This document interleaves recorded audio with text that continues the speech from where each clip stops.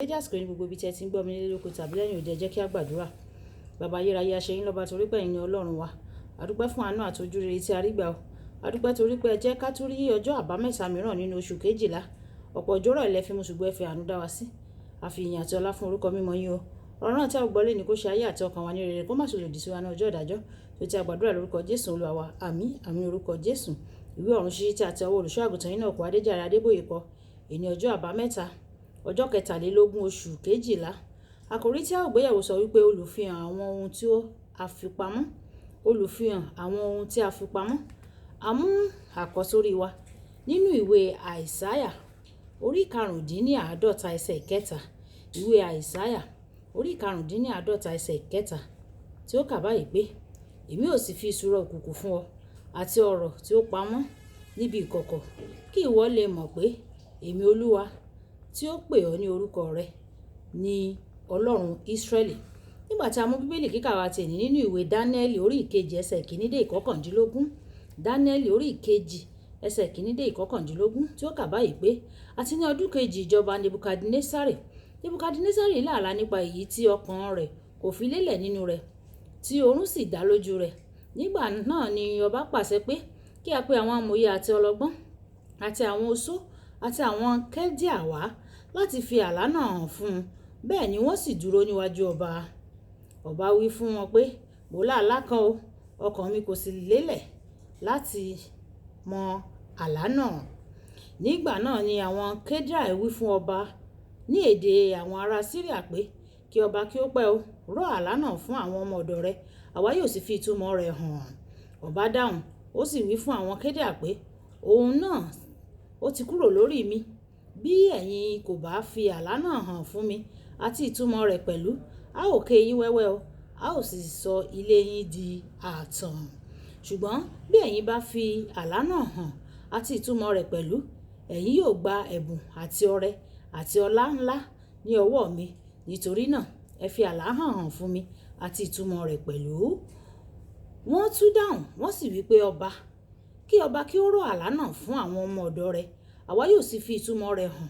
Ọba sì dáhùn, sì wí pé, èmi mọ̀ dájúdájú pé ẹ̀yin fẹ́ mú àkókò pẹ́ ni o, nítorí ẹ̀yin rí i pé nǹkan náà ó ti lọ kúrò ní orí mi.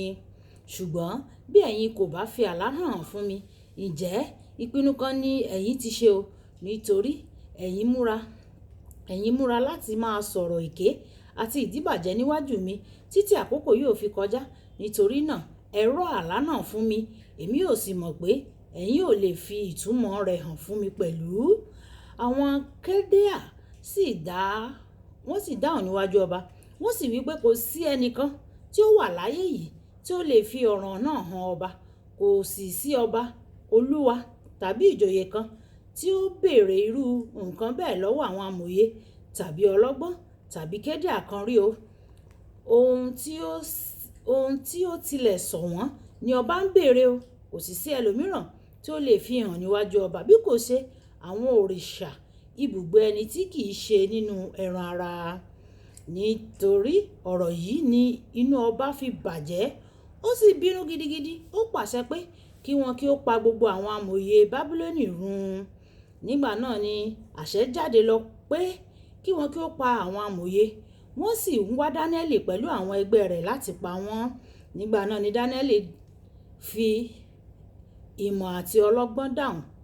Ó wí fún Arioku tí ń ṣe balógun ẹ̀ṣọ́ ọba, ẹni tí ń lọ pa àwọn amòye Beliali. Ó dáhùn, ó sì wí fún Arioku balógun ọba, èéṣe tí àṣẹ yìí fi yá kánkán bẹ́ẹ̀ láti ọ̀dọ̀ ọba wá bẹ́ẹ̀?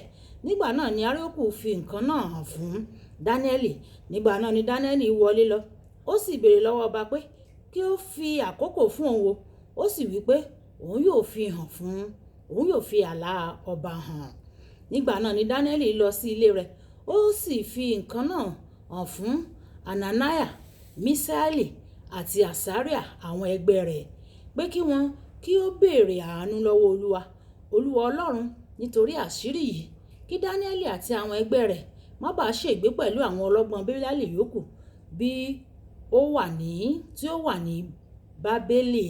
Nígbà náà ni a fi àṣírí náà hàn fún Dáníẹ́lì o ní ìran ní òru. Dáníẹ́lì sì fi ìbùkún fún Ọlọ́run Olúwa ọ̀run. Wàyẹ̀ tẹ́tí bẹ̀rẹ̀ jẹ́ láti gbọ́n tí olùṣọ́ àgùntàn Enoch Adéjàre Adébóyè ní fún wa ní èní ọjọ́ àbámẹ́ta. Bíbélì kíkà wa ti òní sọ ìtàn ọba tó làálàá tí kò lè rántí nígbà tí ó jí. Ó pe gbogbo àwọn amòye rẹ̀ láti sọ àlá náà àti ìtumọ̀ rẹ̀ fún un, ṣùgbọ́n wọn kò lè ṣe o. Èyí mú ọba náà bínú, ó sì pàṣẹ kí wọ́n pa gbogbo àwọn amòye ní abẹ́ ìjọba rẹ̀. Àṣẹ yìí yóò pa Dáníẹ́lì àti àwọn ẹmẹ̀wà rẹ̀ náà lára pẹ̀lú. Nítorí náà ó yára béèrè fún àkókò díẹ̀, nítorí ó dá a lójú pé Ọlọ́run yóò fi àlá àti ìtumọ̀ náà hàn fún òun. Dáníẹ́lì gbàdúrà pé pẹ̀lú àwọn ẹmẹ̀wà rẹ̀. Olúwa sì fi àlá ọba àti ìtumọ̀ rẹ̀ hàn fún un. Èyí mú kí Dáníẹ́lì sọ nínú ìwé Dáníẹ́lì orí 2 ẹsẹ̀ 21 pé ó sì yí ìgbà àti àkókò padà. Ó mú ọba kúrò, ó sì gbé ọba lékè, ó sì fi ọgbọ́n fún àwọn ọlọ́gbọ́n àti ìmọ̀ fún àwọn tí ó mọ òye. Mo ní ìròyìn ayọ̀ fún ẹnikẹ́ni tó jẹ́ akẹ́kọ̀ọ́ tí ó ń ka ọ̀rọ̀ yìí lọ́wọ́. Níbi iṣẹ́ tí ó le kankan fún ọ yẹn ni ìwọ náà yóò ti ṣe àṣeyọrí tí ó gbá máàkì tó ga jùlọ ní orúkọ Jésù. Àmín. Gbogbo onígbàgbọ́ ní gbogbo ayé ni ó nílò kí Ọlọ́run fi àwọn ohun tí ó pamọ́ hàn fún wọn. Nínú ìwé ọba kejì orí 6 ẹsẹ̀ 9-20, Èlíṣà ni ó gba ọba Ísírẹ́lì sílẹ̀. Tí kì í bá ṣe ti Èlíṣà, ọba náà kì bá ti bọ́ sínú páńpẹ́ tí ọba Síríà dẹ sílẹ̀ fún un. Tí o bá jẹ́ olóṣèlú tàbí ẹnìkan nínú ìjọba, o ní láti gbàdúrà sí Ọlọ́run láti máa fi àwọn ìkọ̀kọ̀ hàn fún ọ lóòrèkóòrè. Àwọn oníṣòwò náà nílò kí Olúwa fi àwọn ohun ìkọ̀kọ̀ nípa okòwò hàn fún wọn.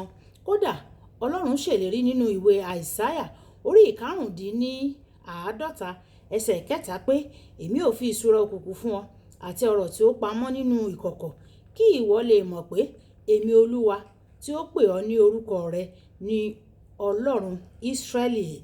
Ọ̀pọ̀lọpọ̀ ìṣúra ló wà nínú òkùnkùn tí o nílò kí Ọlọ́run fi hàn ọ́. Ó lè fi hàn ọ́ bí èrò kan sí ọlọ́kan. Ní kété tí o bá ti gbé ìgbésẹ̀ tẹ̀lé, wàá rí ọ̀pọ̀lọpọ̀ ìṣúra níbẹ̀.